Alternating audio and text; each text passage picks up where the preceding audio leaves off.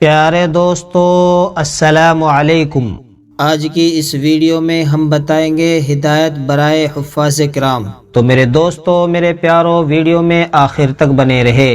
اللہ تعالیٰ نے آپ کو قرآن کریم کی عظیم دولت اور اس کی برکت سے تراویح کی امامت کا شرف بخشا، لہٰذا اس نعمت کی قدردانی کا خاص خیال رکھا جائے اور ایسے تمام امور سے پرہیز کرے جو قرآن کریم کے احترام اور نماز کے خشوع کے خلاف ہو۔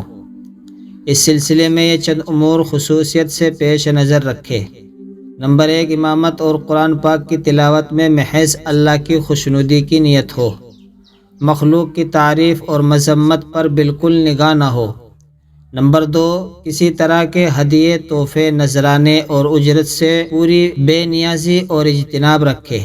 نمبر 3، تقوی اور پرہیزگاری نیز طہارت و پاکیزگی کا پورا اہتمام کرے۔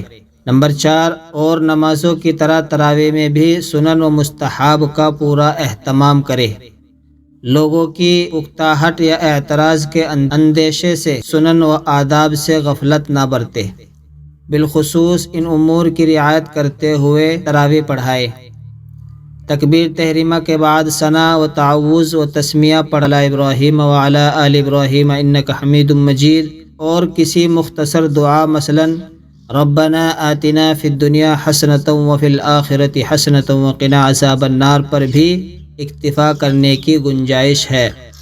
نمبر 5، تراویح میں قرآن پاک قواعد تجوید کی رعایت کرتے ہوئے حدن یعنی رواں پڑھے، مگر اتنی تیز رفتار نہ ہو جس سے حروف کٹنے یا دبنے یا مخارج و صفات کے اعتبار سے غلط ہونے لگے، کیونکہ ایسا کرنا ناجائز ہے۔ یہ مستحبات تلاوت مثلاً گننا یا اخفا، مد وغیرہ میں کمی ہونے لگے، کیوں یہ بھی خلاف سنت ہے۔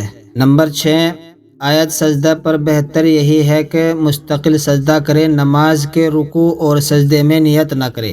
نمبر 7، پہلی رکعت کو بہت طویل کر دینا اور دوسری رکعت کو اس سے بہت مختصر کر دینا، جیسا کہ اکثر کی عادت ہے، یا پہلے کے مقابلے میں دوسری کو زیادہ طویل کر دینا خلاف اولیٰ ہے۔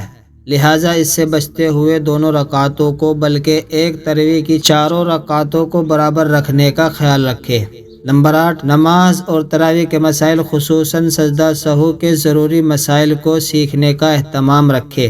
نمبر 9، اگر گنجائش اور موقع دیکھے تو تراویحات میں مقتدیوں کو مختصر دین کی بات سکھا دیا کرے، مثلاً 1-2 سنت، 1-2 گناہ کبیرہ بتا دیا کرے، یا اور کوئی دین کی بات بتا دیا کرے۔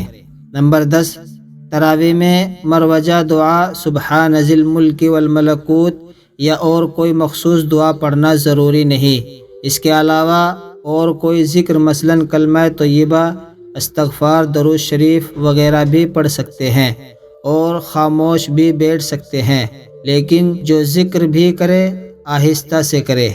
تو میرے دوستو یہ تھی حفاظ کرام کو ہدایت، ان پر ذرا غور کرے میرے دوستو میرے پیارو۔ اگر آپ ایسی ہی اور ویڈیوز دیکھنا چاہتے ہیں تو ہمارے چینل عادل وائس آفیشیل کو سبسکرائب کرے، بیل آئیکن کو پریس کرے، تاکہ آنے والی ویڈیو سے آپ باخبر رہ سکے۔ ایسی ہی ویڈیوز دیکھنے کے لیے ملتے ہیں ایک اور نئی ویڈیو میں، تب تک کے لیے خدا حافظ۔